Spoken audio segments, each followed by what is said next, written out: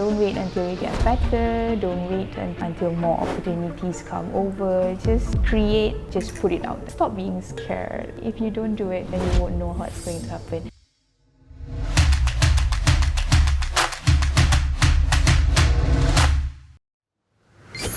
Before we begin the episode, I just want to take a moment to say thank you. Especially if you've been watching for a while, it genuinely means a lot. But I did notice something. Around 90% of you who watch are not actually subscribed yet. So if you have been getting value from these conversations, I really appreciate it if you hit the subscribe button. Subscribing means you won't miss any future episodes, and more importantly, it helps us grow this channel so we can bring in even more incredible guests to share their stories and insights with you. So if that sounds like something you want more of, just take a second to subscribe. Thank you for being here. Kaichu is a Malaysian artist who also works full-time as a doctor. She's best known for her expressive characters, vibrant pastel tones, and a deeply relatable sense of humor. What began as a personal creative outlet sparked by her love for Hatake Kakashi from Naruto, her original characters, and of course her cats, has grown into a community of over 20,000 followers on Instagram. From wholesome comics about everyday struggles to chaotic doodles that resonate with introverts, overthinkers, and anyone just trying to survive adulthood. Some of her reels have gone viral, reaching over 1 million views, reflecting that a silly person who draws in her spare time can build a thriving online community. Her work is a gentle reminder that we are never truly alone. So hi Kaichu, thank you so much for having you today with us at CEO Podcast. Yeah.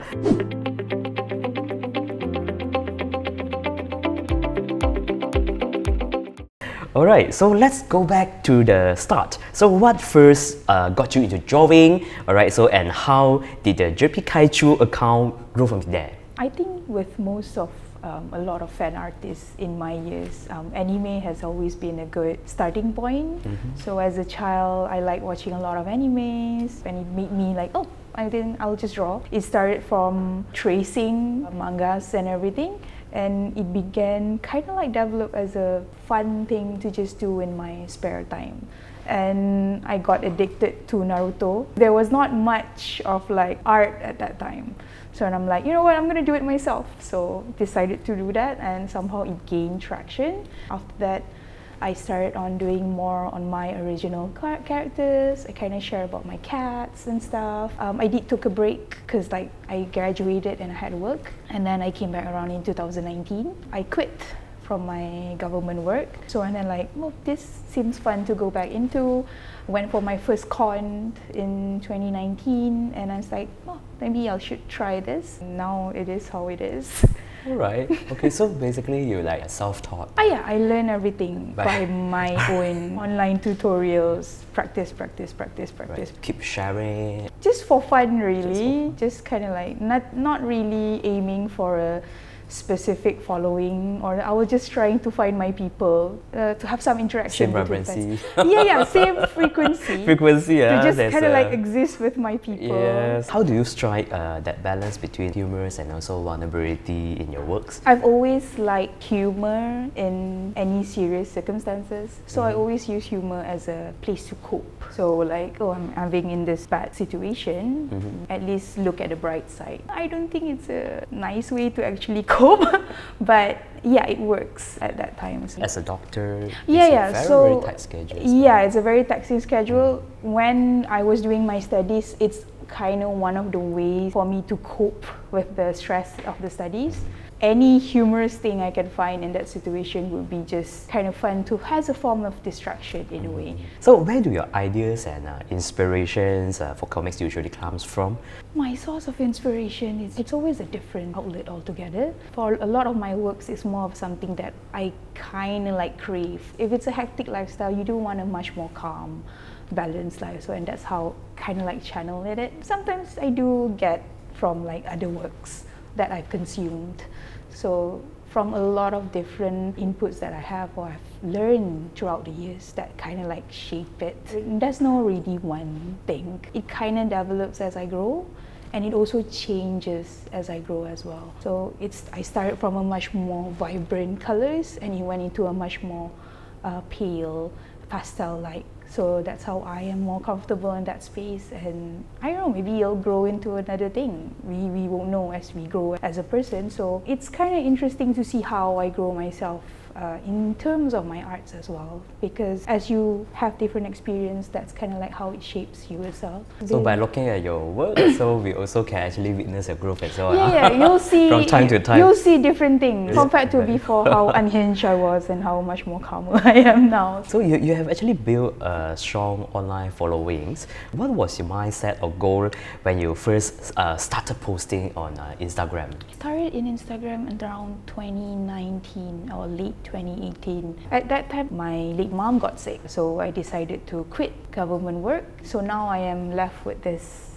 time in my hands. So I'm like, okay, what's social media trending at that time? So with my generation, it was Instagram, and it was pretty easy to learn. Maybe I'll start posting again, because I came from DeviantArt in 2007 till 2012, something like that. So I started going from Instagram, and somehow some people who was from my DeviantArt days found me. Really shocking because it was really a gap, but there were people who actually found me from DeviantArt towards Instagram, and some people are local as well. It started really slow, but I was just posting the same thing, posting the old thing. So I was just trying to kind of like find that creative outlet that I have somehow stopped for a few years. And then I started doing reels, and somehow it did caught up during that time. And then I started doing physical conventions, started doing merch, now going overseas and stuff, trying to find an audience, kind of like meet new people. I've never really bond with like local artists. My friends are all science-based, so I've never had art friends. So these are the first time I'm actually meeting art friends.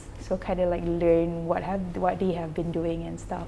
What are the 3 right things that you think over the past 6 years that there must be something that you did it right, correctly, alright? Therefore, it brings you today, alright? In terms of the following, I think I did the Reels thing in Instagram at the right time. So at that time, Instagram just started introducing the Reels. When Reels was happening, there were some sounds or musics that I can use that can actually relate to my comic. So a few Reels kind of gained traction. This is okay. This is getting a bit weird. So kind of bring more followers to me, and somehow it also brought back my old audience with them. Is there a specific style or a specific kind of like script, alright, so that you will prepare in advance? Most of the things that I do are unscripted. I am at a point where I do not think of it that much. It's best to kind of like step away and don't really think much about it, and just kind of like do what you love. Because from what I see, when I post the things that I love, over time you'll find your audience, you'll find your people. And it's going to take a long time, but yeah, you'll find your people, because I think that will matter more for you in the long run. They'll stay and they'll kind of look forward to it. So don't wait until, oh, I'm going to get better, I'm going to like train more or anything. Just do it. Post your stuff. Give everything out that you have at that time. You'll grow, you'll get better. So just remake whatever you did last time and just be more happy about it. And that's it. How do you feel like to deal with pressure, right, to keep posting sometimes? Oh, right, yeah, so especially when you're not feeling creative, right, you still need to do something. Especially if you're already in social media and you're regularly posting, you always have that pressure to kind of, oh, I haven't posted anything this month, I need to put in something, or it's gonna lose traction. For me, all I do is I'll just post about my cats. The great thing about Instagram is they have stories. So just to prove that I'm still alive, I'll post my cats. But I might speak differently from other artists as well, because I am not making it as my primary main source of income. I mean, do you have any plan to turn it into I do. It is a dream to be a full-time artist. I do want to have a proper brand. Proper IP lah. Yeah, to work into it. We'll see how it is. I mean, it is, in the future, maybe it'll happen, maybe it'll not. You do have your own merchandise series, right? From prints to pin, right, to stickers as well, right? So what's the most fun and most challenging part of turning your art into physical products? starting to make it is definitely a challenge because I print my own stickers. So I bought a printer and I printed, the color came out wrong, the paper was wrong, everything went wrong. Even for like pins and stuff, you give your files and it came out wrong. So a lot of the challenges are in the manufacturing itself. And you have to kind of like fork out a lot of money in it. Acrylic pins and keychains are the most, for me, the most stressful. It's tiring to do it on your own. If you produce in a small amount, like I do, it's okay. If you do mass production, no, that's not sustainable at all. So it really depends on each person whether you want to save time or you want to save money. So some people prefer to have more time in their hands, so they just kind of like outsource it outside. Matchmaking is fun, it's really fun if you see people use it. So like if I have tote bags and I saw people using my tote bags, I was like, oh my god, that's mine. Is there any pricing strategy when you actually decide how much it sells? I think I had someone told me it's usually 3 times the price. So I don't know if that's the golden rule. Because you still need to take care of the marketing. You still need the marketing. Sometimes we do packaging as well. We do some backing cards as well. And also like how much that you want to produce at that time. So like certain manufacturing do have MOQs and stuff. Usually you go for the lowest one and go from there. See how the market is. What does your creative process typically look like from idea to comic panels? So do you sketch based on what you feel at the moment, or you have planned in advance? It's a mix of both. You get random ideas throughout the day, then you kind of like take a note down. So for my process and flow of work, it's usually very random and sometimes it's just chaos. It's always you start with a rough sketch and then you go from there. If it works out throughout the process, it works out, but sometimes it doesn't, so you just scratch it and start a new thing. Okay, so with AI tools evolving quickly, so a lot of people are using them to generate their own comics or even some mimic specific art styles. So what's your take on these as an artist? Alright, so does it excite you or makes you worry, or both of it a little bit? I think it's a mix of both. It's more like you cannot really escape from it. Am I worried? A little bit, but I know it cannot replace real art. I do believe it can be used in a good way, because we've seen some form of AI in comic making. So you've had presets, you have brush set to kind of make the workflow much easier, much better, because everything wants to be faster right now. But in terms of using it as a copying art styles or making a whole polished art from it, that one I will not agree on. Because all in all, at the end of the day, art is really a process of labor from each person. You'll see their hard work in their art. I've seen artists that use AI in their comic forms, and I think if it helps you or it gives you guidance to kind of like have a broad on how to manage your work, and I think it's just fine. It helps in a way, but it doesn't take away the true nature of your art, so it's great. Right, beyond comics, is there any other creative directions that actually you love to explore someday? So probably animations, books, or probably a web series? I am interested in animation, but I do not know how far I'm going to go with that. But web series is something that I've been thinking about. So with my original characters, they do have their own stories that I am working on, because with my original series, I have it with my best friend. So she is partly the co-writer in it. Slowly I've been making zines about them. I've been making more comics about them. It's just that the dedication and commitment in it, you do need a proper schedule in it to make it work. With my schedule, it's a bit difficult. That's one of the things that we are aiming for. And what's the tips to create original character? Because actually that's not easy though. Yeah, to create your own OC.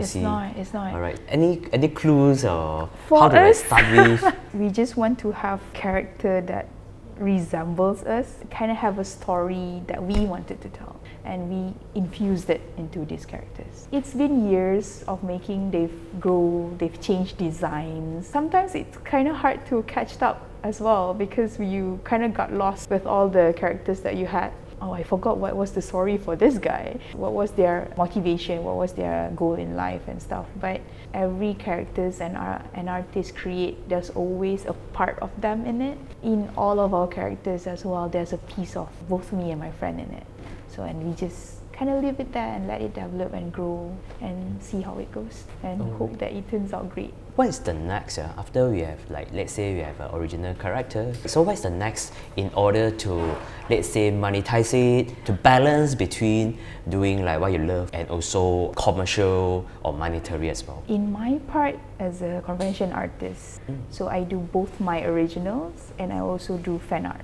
I always tell this to my friends. How do you fund for the things you love? You gotta see what the crowd like. What is the trend that the crowd is going for? You do that. When you have the funds from the things that the crowd love, then you can fund on the things that you love. Especially for convention artists or convention sellers and stuff, you do need to follow the trends. You kind of be aware of what the crowd likes or the crowd wants at that time and kind of tap into that to keep the fund flowing. That's the business part of it. That you need, that you need to do. I mean, like, I preach for doing what you love, but realistically, you do have to do things that sells to fund the things that you love or the things that you want. Right. What is your long-term goal for DerpyKaichu? Any exciting projects you're working on now, right? Probably. All right, you can share with us. For project, I am still working on that web series. All right. I will hopefully get it done. For in terms of other things, plans, future for conventions, we are planning to branch out more overseas as well. Kind of like bring our art outside of Malaysia and go from there and see how it goes. Sometimes I heard some of the younger artists is actually because from the stress from parents, right? Yeah. It doesn't allow, I say, oh, you cannot survive with this hobby.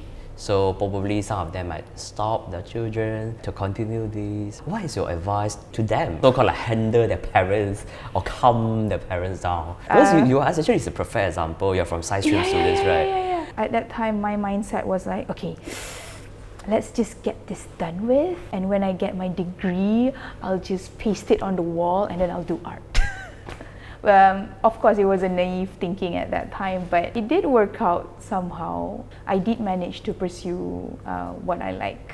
I managed to do the things I love while also doing the things that my parents sort of want. But if young artists are being pressured by their parents at this time of age, you do need to have that conversation with them slowly and see how it goes. But my advice would be like, just do what you think is right. You don't need to think of other things, you just do one thing at that time and just kind of go from there. If you overthink much also, it won't really happen, so you'll just keep on thinking about it.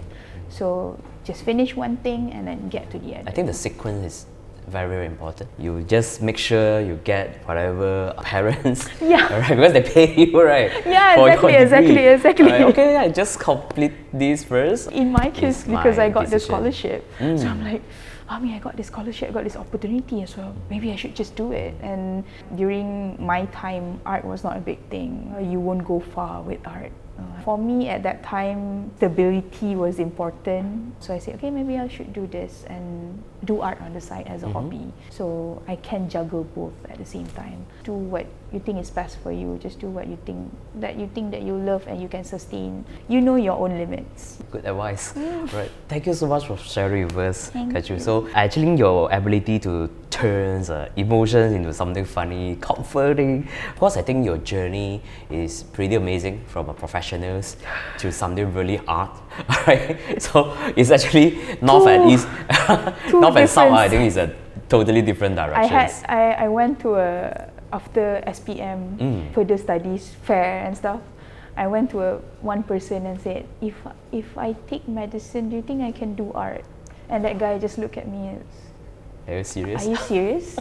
Alright, thank you so much for sharing. Thank you for having me. Yes, if you are into creator stories and about creator IP and IP monetizations, so please do follow Kaichu and of course subscribe Creators CEO Podcast by Steve Asia. Thank you so much and see you in the next episode. Thank you. Playful, a little quirky.